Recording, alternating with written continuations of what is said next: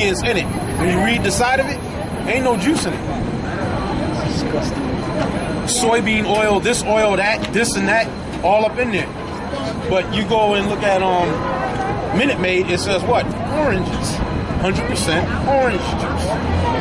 100% oranges. So stuff like that, it looks like orange juice and it kind of tastes like, but it ain't orange juice. It's chemically synthesized orange juice. So this company uses parts from aborted fetuses to fool your taste buds into believing that, oh, this is orange juice. Or this is grapefruit juice. Or this is grape juice. Or this is cranberry juice. Anything on it that says no juice on it, and it has all these ingredients, but there's no juice in it at all, it's nothing but chemicals. It's chemically synthesized food. So it's basically foodless food. And you got companies that develop foodless food for these big-ass corporations that have all the aisles stocked up at your local supermarket. That's it on that? I got Ciroc. Yeah, get that in Ciroc.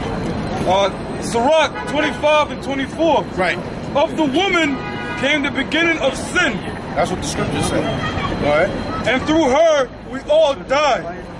Wait a minute. Like I said, 16 million babies aborted. Who aborted them? The scripture said, through them we all die. How did all them babies die? If they came through that woman's womb and they didn't make it. You know, basically it's like right now, 5 out of 10 black children don't make it to see the day of light. To see the light of day, excuse me. 5 out of 10 right now. So that's a 50% birth failure rate. 50% don't make it to see the light of day. 50%.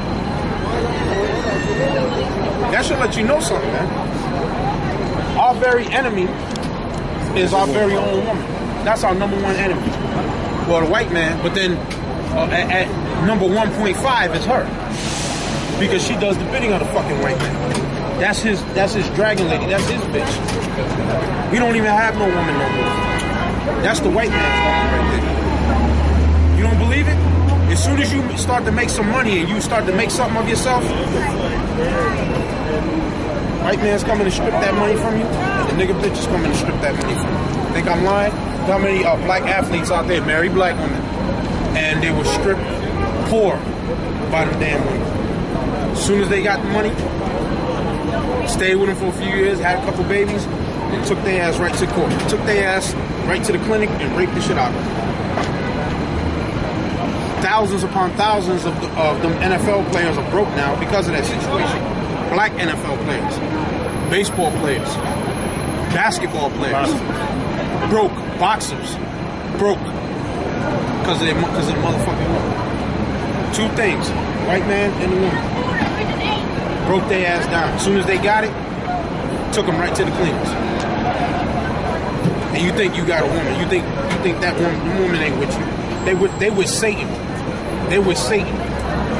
That's it on that. Let's go back into what we was talking about the spirit, John 6:63, and get that back to Jeremiah. St. John. I really ain't even want to talk about that shit. St. John chapter 6, verse 63. It is the spirit that quickeneth, the flesh profiteth nothing.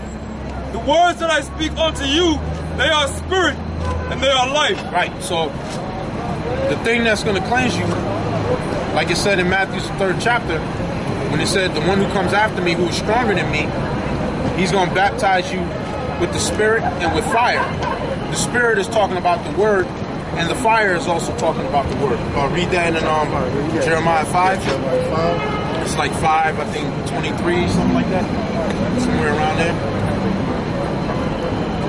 The brother, he had it, but he must have had it.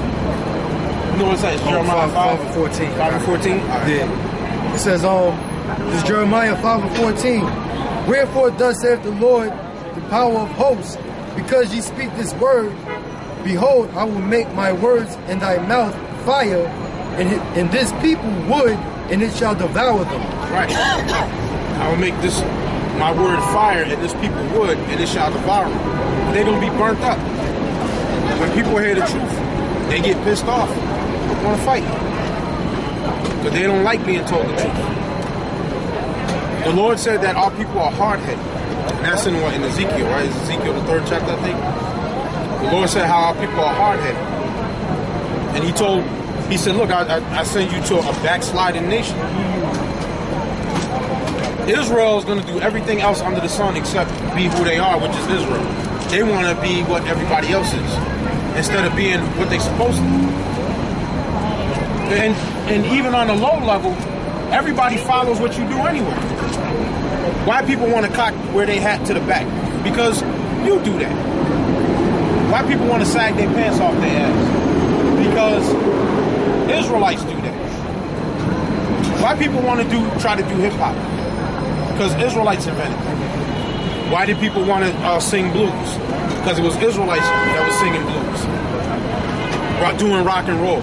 Why everybody else wanted to do rock and roll? Why everybody else wanted to do R&B? Because Israelites invented all that. Go ahead.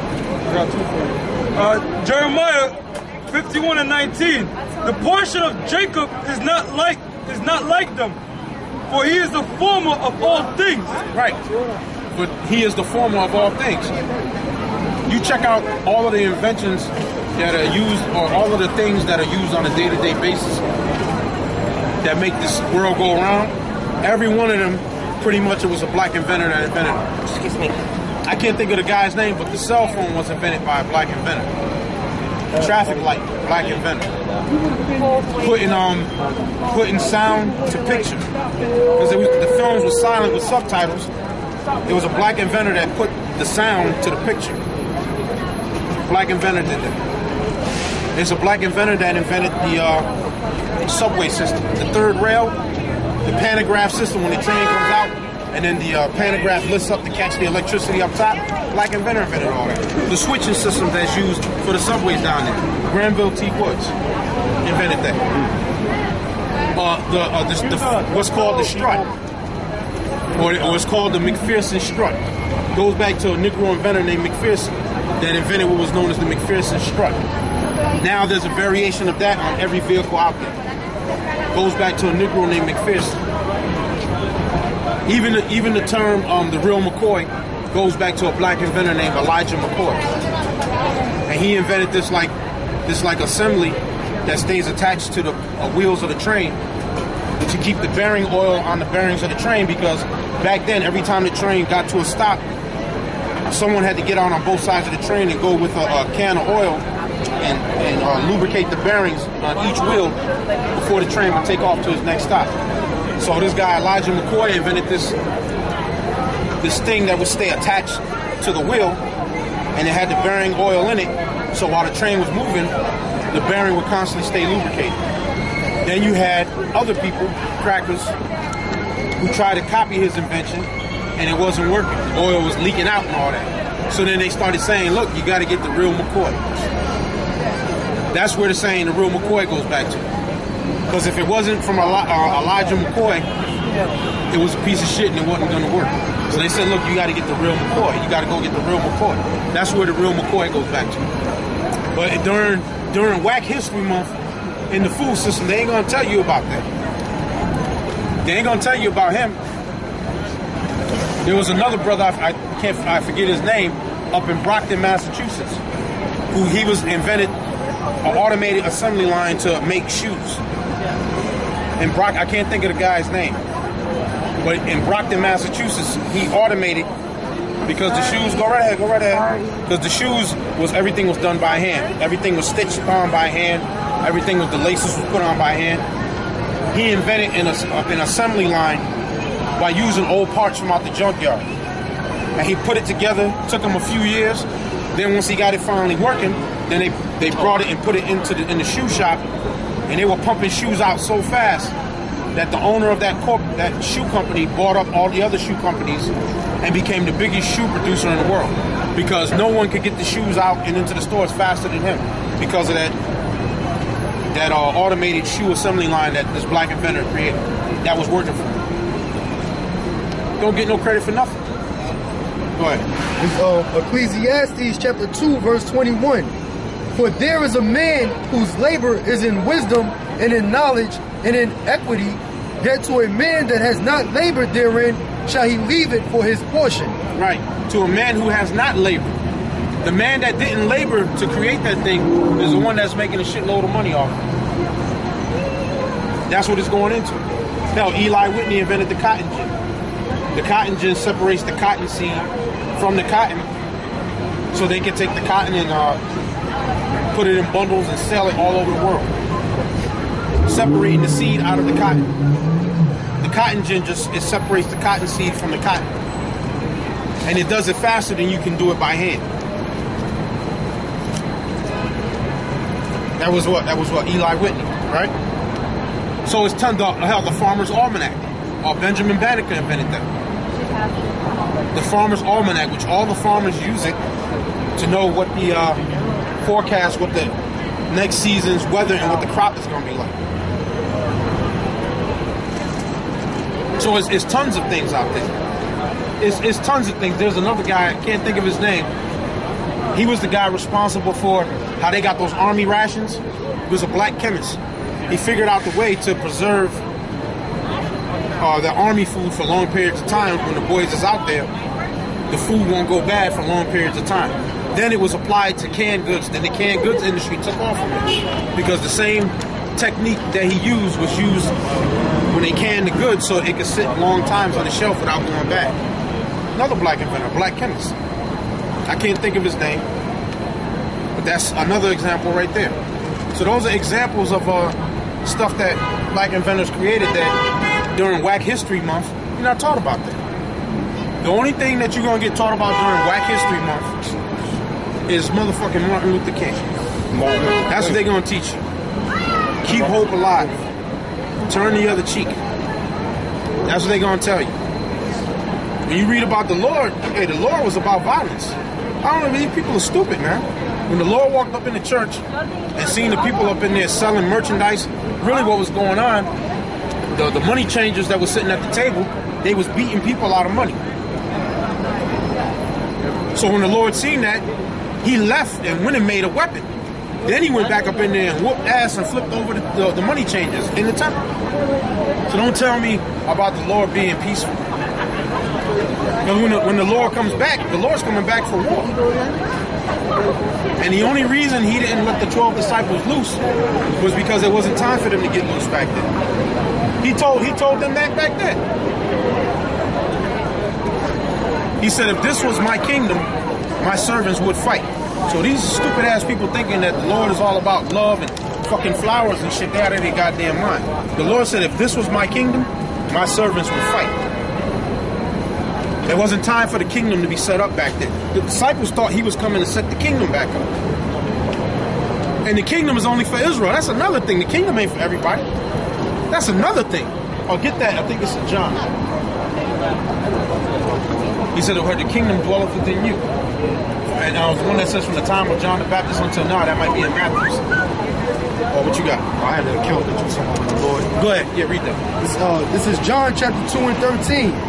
And the Jews' Passover was at hand, and YAHAWASHI went up to Jerusalem and found in the temple those that sold oxen and sheep and doves and the changers of money sitting.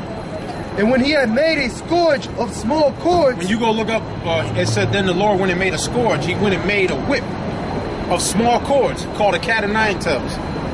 And on the end of each one of those little cords, they back in the ancient time would put a piece of jagged bone or glass at the end of it.